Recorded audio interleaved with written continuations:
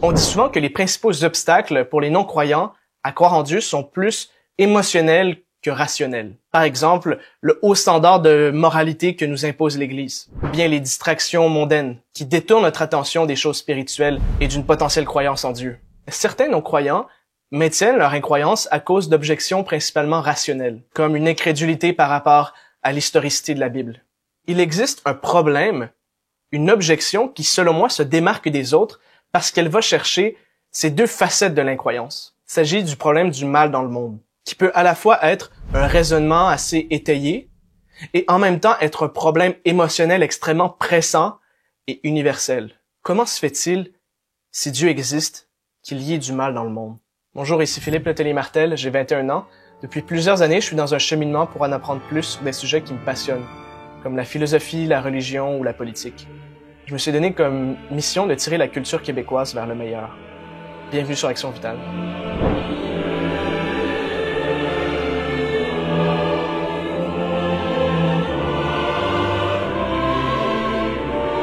Comme on vient de le dire, l'enjeu que soulève le problème du mal dans le monde est extrêmement pressant et universel. On a tous fait l'expérience, de proche ou de loin, de la souffrance. Parfois, ce n'est pas juste les grandes souffrances, les grandes injustices de ce monde qui nous fait douter de l'existence de Dieu. Parfois, c'est les petits maux du quotidien. Parce que si Dieu est bel et bien infini, s'il est infiniment bon, qu'il est omniscient, comment se fait-il que le moindre mal puisse exister dans sa création? Que ce soit des accidents de voiture, que ce soit des enfants qui attrapent le cancer, ou bien les guerres, les gestes de cruauté atroces. L'une des formulations, à mon sens, les plus convaincantes et puissante du problème logique du mal dans le monde est ironiquement formulée par un penseur chrétien du Moyen-Âge, saint Thomas d'Aquin. Au début de son œuvre la plus importante, la Somme théologique, il aborde l'existence de Dieu. Avant d'offrir ses 5 preuves pour l'existence de Dieu, il commence par formuler 7 objections contre l'existence de Dieu. De deux contraires. Si l'un est infini, alors l'autre devrait être supprimé complètement. Lorsque l'on parle de Dieu, on parle d'un être infiniment bon, et le bien, c'est le contraire du mal. Par conséquent, si Dieu existait, le mal devrait être supprimé complètement de l'univers. Mais on voit que le mal existe dans l'univers. Par conséquent, Dieu n'existe pas. Avant de répondre à cet argument, j'aimerais souligner l'ironie de certains athées qui l'avancent. Souvent, les athées vont être les premiers à dire que les croyants ne croient en Dieu que pour le réconfort, parce que croire en Dieu donne un sens à leur souffrance et leur permet de mieux endurer les difficultés de leur vie. Mais je pense qu'il faut choisir entre l'un des deux. Soit l'existence de Dieu donne un sens à nos souffrances, soit elle est logiquement incompatible avec celle-ci. Mais on ne peut pas dire ces deux choses-là en même temps. C'est d'ailleurs exactement la réponse que donne saint Thomas d'Aquin. L'existence de Dieu donne un sens aux souffrances et au mal, parce que Dieu ne permettrait aucun mal si ce n'était que pour un plus grand bien. D'accord? Donc, Dieu permet le mal pour un plus grand bien, selon la théologie catholique. Mais comment est-ce possible? La première chose qu'il faut savoir, c'est que le mal est tout simplement une privation de bien. Par exemple, si je suis infidèle à ma femme, c'est que je manque de fidélité à ma femme. La fidélité est un attribut positif qui existe par lui-même, et mon infidélité, c'est un attribut négatif.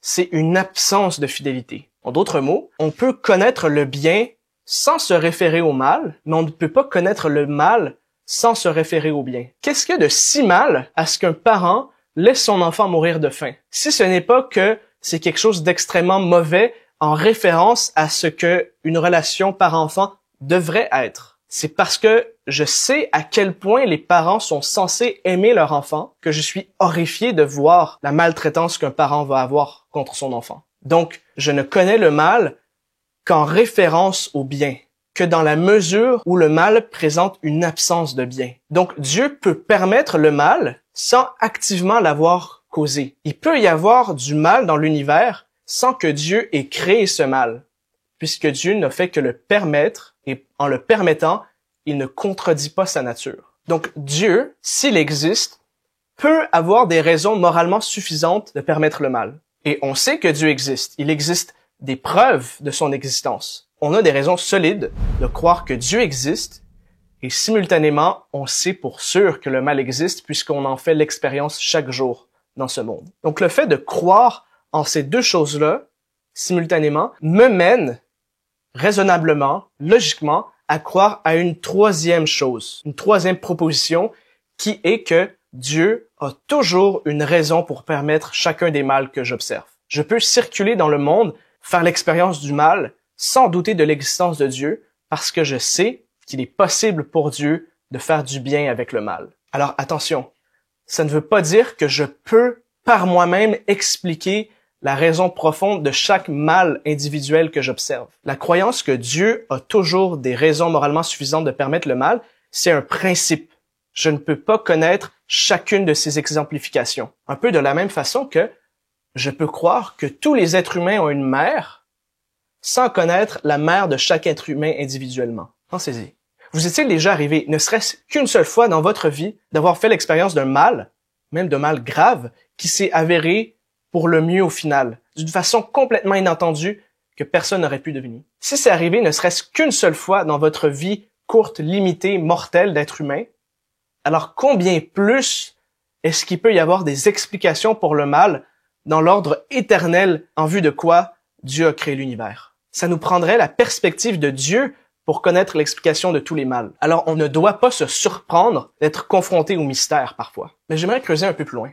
Je ne pense pas seulement que l'existence du mal et l'existence de Dieu sont logiquement compatibles, mais je pense même qu'ils sont plausibles l'un avec l'autre. En gardant évidemment l'humilité la plus profonde, je pense qu'on peut réfléchir sur des potentielles explications de pourquoi est-ce que Dieu a permis le mal. Prenons l'exemple le plus facile, le mal moral, tous les actes de cruauté que les êtres humains commettent les uns envers les autres. Je pense qu'il est normal que Dieu ait permis la possibilité pour les êtres humains de commettre des péchés. Parce que s'il avait créé les êtres humains sans la possibilité de pécher, alors il aurait créé des robots qui n'ont pas de vraie agence morale. L'être humain est créé en vue de l'amour authentique. Mais s'il est forcé d'aimer, s'il est forcé à faire le bien, alors cet amour et ce bien ne sera pas authentique. Dieu nous a créés avec la liberté de le choisir ou de le rejeter. Alors d'accord, le libre arbitre peut expliquer le mal moral, peut expliquer pourquoi les êtres humains commettent des gestes qui sont mauvais. Mais ça n'explique pas le mal naturel et physique, les catastrophes naturelles, la maladie, la fatigue, la mort. Ce qui est très intéressant, c'est que selon la Bible, le mal physique découle du mal moral. La mort, la souffrance, la fatigue, la nécessité de travailler, les douleurs dans l'accouchement, tout ça, c'est des conséquences du péché originel, c'est-à-dire la désobéissance de l'être humain envers Dieu. Mystérieusement, notre séparation de Dieu a causé aussi le mal physique. Mais je pense que c'est une excellente chose, parce que l'amitié avec Dieu, c'est le bien le plus important. Si je me sépare de Dieu, alors j'ai une lutte spirituelle à mener. Mais l'être humain, c'est pas juste un esprit, c'est aussi un corps.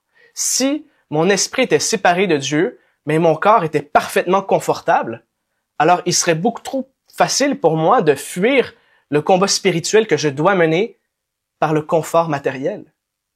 Combien de fois avons-nous fui nos responsabilités? Combien de fois avons-nous cherché à oublier le fait que nous ne sommes pas les personnes que l'on est appelé à être par le plaisir sensuel et temporaire? Heureusement que lorsque l'on s'adonne à ce genre de pratique, notre corps ne reste pas confortable très longtemps. À force d'abuser des plaisirs, nos sens se fatiguent et ce qui était très stimulant pour nous devient tout d'un coup ennuyant et gris.